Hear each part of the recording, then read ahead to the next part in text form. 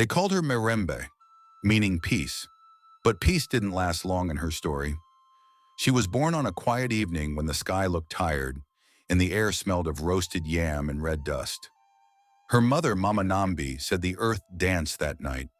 The drums from a wedding across the river went silent. Even the goats beside the hut stopped bleating. They said it was a sign, a child born with purpose. In the heart of Kanyagoga village, where laughter filled every evening, Mirembe grew. Her father, Babakato, was a mason, hands strong, heart gentle. He often lifted her onto his shoulder and said, "My daughter will speak truth, even when the world whispers lies."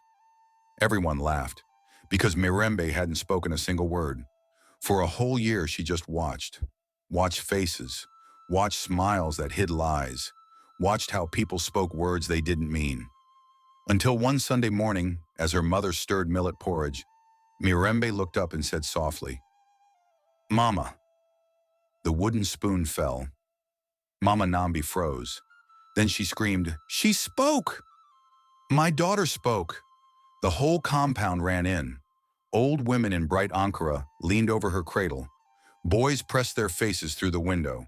And when Mirembe repeated "Mama," the women ululated till the ground trembled. Even old Baban Subuga, the village chief, smiled and said, "Guard her tongue with love. That child carries power." From that day, blessings followed her voice. When she laughed, goats gave birth safely. When she greeted market women, they sold all their tomatoes. When she sang, rain fell after long dry weeks. Her words were life. Her voice was light.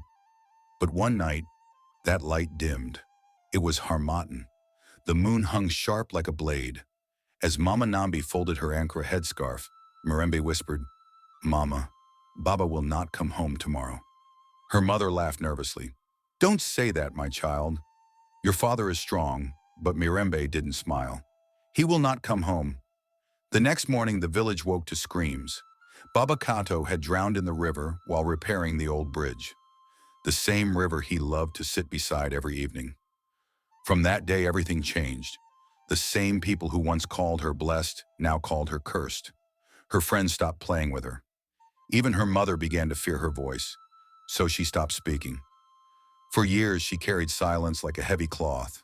Her once bright voice became a ghost. Years passed. She grew into a quiet young woman, beautiful, calm, always wrapped in Ankara like her mother. Her eyes looked older than her age. She saw things others could not. Then one dusty afternoon, a blind man arrived in the village. He sold herbs by the roadside and laughed like someone who had known pain and peace together. When people mocked him, he said, "You see with your eyes. I see with my soul." One day, as Mirembe fetched water, the blind man called out, "Child of silence, come." She turned, surprised. "How do you know me?" He smiled. "I know your kind.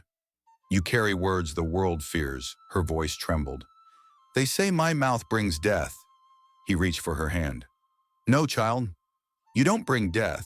You see it before it comes. You were born to warn, not to curse." Something broke inside her. Maybe guilt, maybe fear. Tears rolled down her face. The man whispered, "Speak again. The world needs your voice." That night, under a sky full of slow-moving stars, Mirembe stood outside her mother's house and spoke. She began to sing, softly at first, then stronger, purer, deeper. Her voice floated through alleys and rooftops. People stopped. They listened. Old women felt peace in their bones. Men forgave each other. Children who once feared her danced barefoot in the dust. Even Mama Nambi fell to her knees crying, "I'm sorry, my daughter." By morning, the river was calm again. Birds returned to the mango tree behind their house. The air smelled new, clean, alive. The old chief, now gray and weak, said quietly, "Her father's spirit has found peace. The child has done what only the chosen can do." From that day, Mirembe became the village's quiet healer. She didn't use herbs or charms, only words. When people fought, she spoke peace. When women wept, she sang comfort. When children were lost, she whispered hope. And though she still wore her Ankara, it no longer looked like mourning cloth. It looked like sunrise. Sometimes she would sit by the river and whisper, "Baba, they finally understand." Because sometimes the world mistakes light for fire, and those who speak too early are not cursed, they are chosen. If this story touched your heart, don't just scroll away. Share it.